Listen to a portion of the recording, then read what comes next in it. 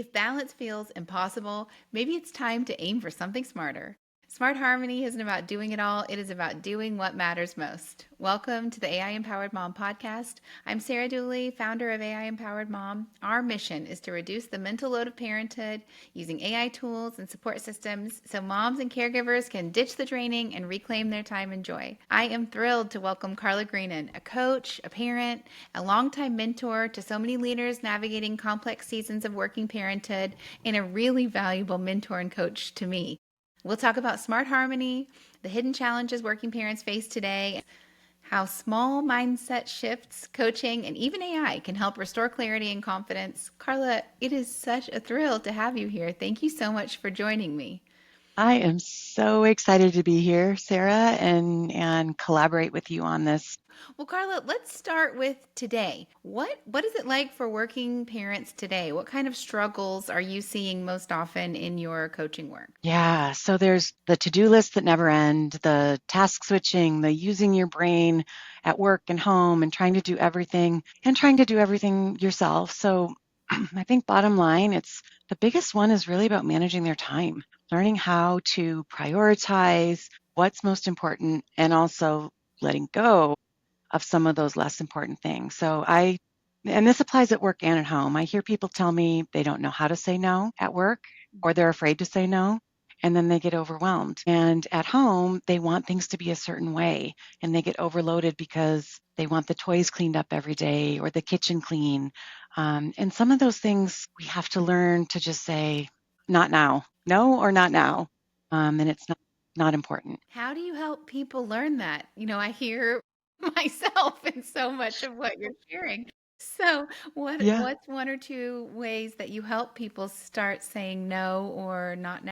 Well, I think that working parents are running sun up to sundown. They don't stop. And when we get to a coaching session, it's an opportunity for them to actually slow down and think about what's working for them, what's not working. So it gives them that opportunity to think about like what are the little small changes I can make. I'm not talking big ones. I'm just talking about, maybe I try to go to bed 15 minutes earlier or maybe the kitchen counters are clean, but there's dishes in the sink. What are the most important things? Because it's really about using your time and your energy. Because we only have a certain amount of energy to give to all of this, and then we're exhausted at the end of the day. So it's kind of resetting numerous times a day. Does anybody come to mind that have been able to put these shifts into practice, and how did it work out for them? Yeah. So I was just talking to somebody yesterday who said they start their day with they get up a little earlier. They don't turn their computer on. They don't look at their phone. They sit down and just reflect on what are the most important 2 to 3 things I need to get accomplished today.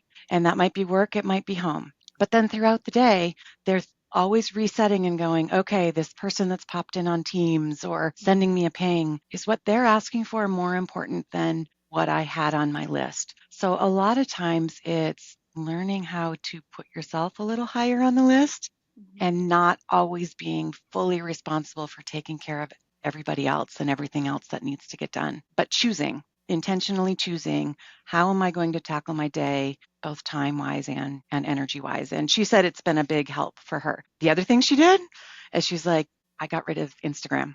So for some people, that is just one way to have them feel bad about themselves Mhm. because you're seeing all those beautiful, perfect stories out there. And for her, she said, it just made me feel like I wasn't getting it right. So for her, it was getting rid of social media or limiting it. That's so funny because I spend a lot of time on Instagram for work, but Yeah. I have removed the app from my phone. Like it's still there in the background, but every time I want to access it, I have to go to the app store and search for it to open it, and then I close it back, and I've just put in that little hurdle for myself Yes. to bring awareness so that I'm not just opening it constantly all the time. So, I Yeah. love that piece of advice. Yeah. Yeah. You're making that choice, Right. right? And that's what a lot of this is about is making the choice about how you're using your time and your energy. Well, one thing that stands out to me when you share that success story is that it's one list. Do you think can we manage with just one list that has all the home stuff? And all the work stuff on it? Some people can, but I can't. So I have a home list, I have a work list, and then I have a 10-minute or less list. So the 10-minute or less, if I'm in between meetings, and or I just don't have the energy to dive into something big, I tackle a couple of things on that list, and it actually helps me feel better because I've checked a couple things off. So it's finding what is the routine for you. Where I see most people having trouble is when they look at their list and they're like, I have 15 things I have to do today. And already you're overwhelmed. So tackle it down to 2 or 3 and see if that helps. Well, one thing I've learned from you to keep off my list is to strive for balance. I know that this is a hot word for you. It is. Share a little bit about what balance means to you. So I struggle with the word balance because I think it implies that everything can be equal. And in my world, that's just not a reality. Sometimes work is more demanding, sometimes my home is more demanding. So I'm working to find harmony and integrate those things that are really important to me in my life and not feeling like I have to have balance where everything is equal all day long because I feel like I'm setting myself up to fail. So that's why harmony means more to me Uh-huh. because there are going to be times where one thing is demanding more, but then it's also going to swing the other way. Well, let's talk about harmony then. What does harmony mean and how can working parents strive for it? Harmony means being able to think about the things that are most important to you, not everything on the list, but what are the most important things and prioritizing those things each day. And that can be work, it can be home, and it's taking care of yourself. Those are usually the 3 buckets that I have people thinking about is what is success in each one of those things each day. It's not about perfectly using your time every day. It's about what needs your time most. Well, you know that I'm going to want to ask about AI, the inevitable AI Yep. question. Do Yep. you see a role for AI in supporting harmony for working parents who are trying to find that in their lives? Uh, Absolutely. And, once I started hearing more about AI and hearing what you were doing, I started paying more attention to how it could help my clients. And a really big one I hear is meal planning. It feels like it takes so much time and people don't want to eat the same thing every day. And so I've been using that one a lot and just encouraging people like try this, try this. And one thing you taught me is like stand in front of your refrigerator and actually talking to ChatGPT. And I'm like, no way. So yes, I absolutely believe that it can be really helpful to use AI to help the things that you can help, make them easier, which opens up space in your brain for other things that feel more important. Well, are you using AI yourself in your life, Carla? Is AI I supporting am. you? I am. I am. I took a class not so long ago to learn more about it and how I can use it in my coaching. And that really helped open my eyes to how I could use it in my work and make work easier and how I can use it at home to make life easier at home. And even with my kids, and of course they know way more than I do, but using it the right way as a helpful tool and not relying on it as the answer for everything. Well, it was so surprising to me when the Harvard Business Review published a list earlier this year of the top use cases for AI, and number one was therapy and coaching. So, is I'm curious in your thoughts on that and Yeah. how AI can serve as a support when it comes to coaching and any maybe cautions you might offer for folks who turn to AI for coaching in their lives. Yeah. So I'm still pretty new in the AI world, but I would say the caution that I have is that AI tools don't know what's important to me. And I know that's all a learning. Like the more you use it, the more they know. So what my concern is always that if it doesn't know me and what's important, are they going to propose things or recommend things that aren't really a fit, aren't the right answer for me in my life? So I guess the caution would be use it as a guide, but not as the truth and the only truth, but really challenging yourself to say, is this right for me when you're getting your answers? Such important guidance. I know you work with parents in all stages, from expecting their first baby to sending their teens off to college. What do you think are some of the more challenging stages, and how can parents prepare when they're constantly having to relearn and reinvent Yes. the wheel?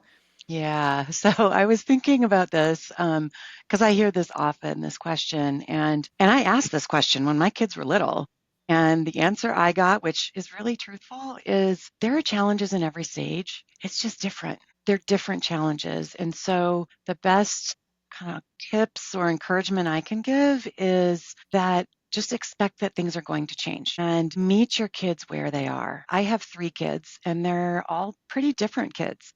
And so with 2 of them, they're very good. They're self-motivated. They get their homework done. I don't have to be on them.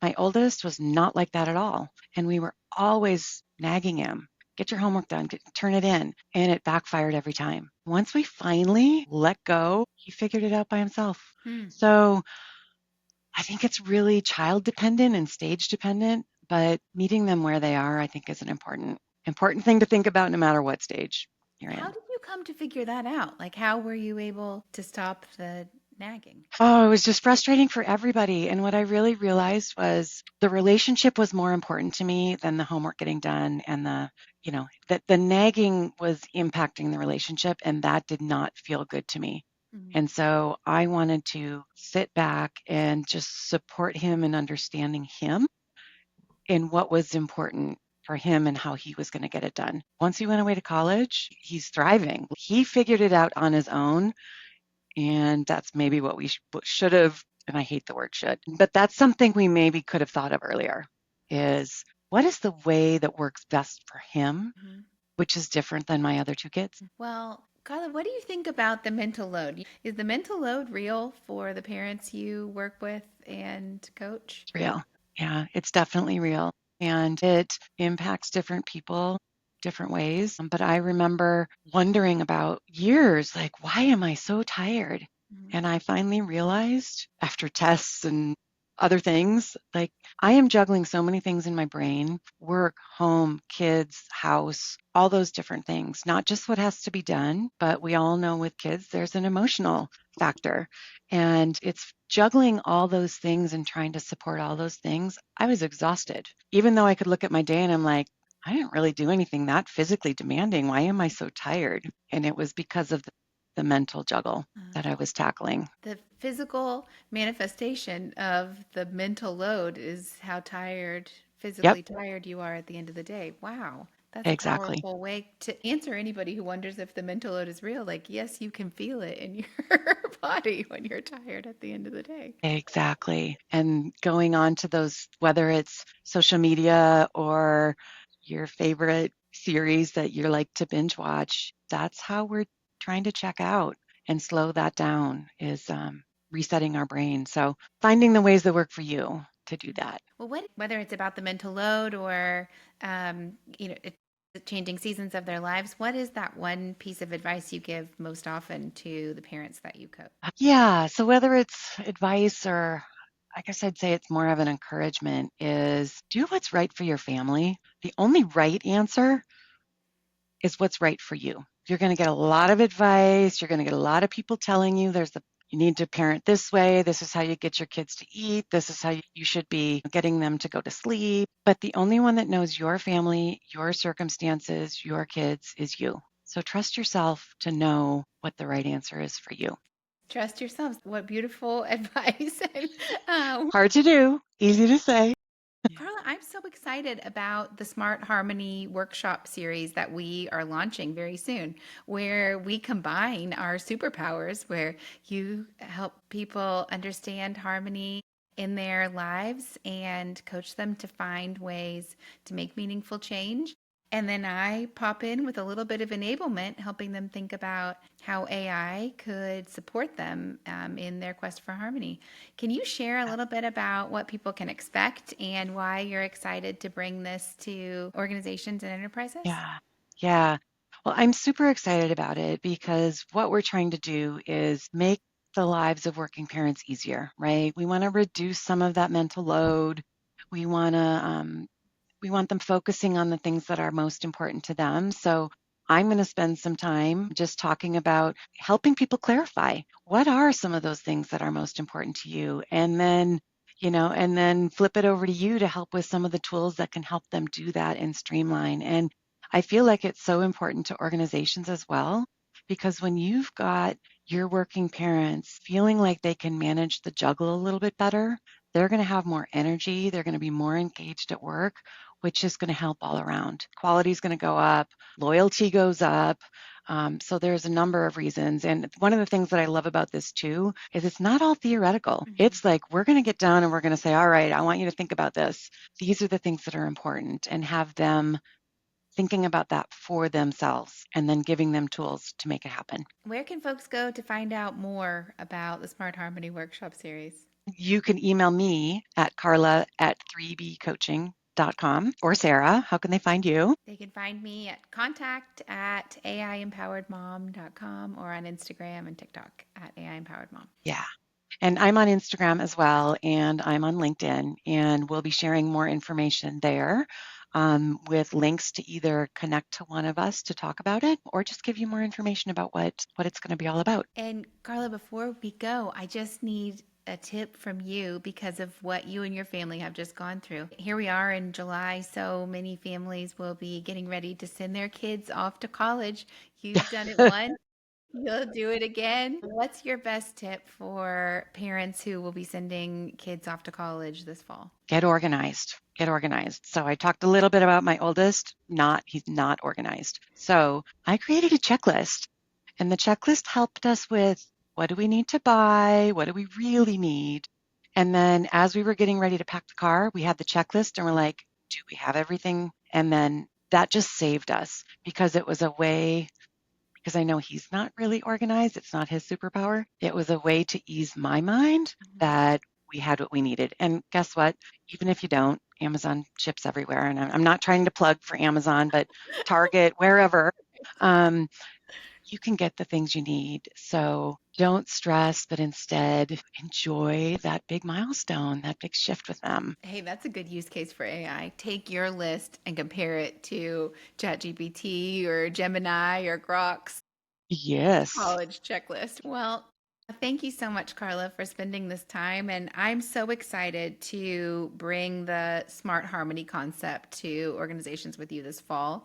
And I hope what we share is that Smart Harmony isn't just about doing more, but it's about taking what really matters to you and your family and designing a life around your strengths. Whether it's through coaching, community, or curiosity, it is possible to feel more grounded and maybe reduce that mental load just a little bit. If you're interested in bringing a Smart Harmony workshop to your team or organization, give us a shout. We'd love to connect. We can schedule a 15-minute chat so you can learn more. Thanks for listening to the AI Empowered Mom podcast. If today sparked something for you, we'd love to hear from you. You can let us know what resonated at contact@aiempoweredmom.com or find me at AI Empowered Mom on Instagram or TikTok. And I'll meet you all right back here next time. Thank you. Thanks, Sarah. Bye.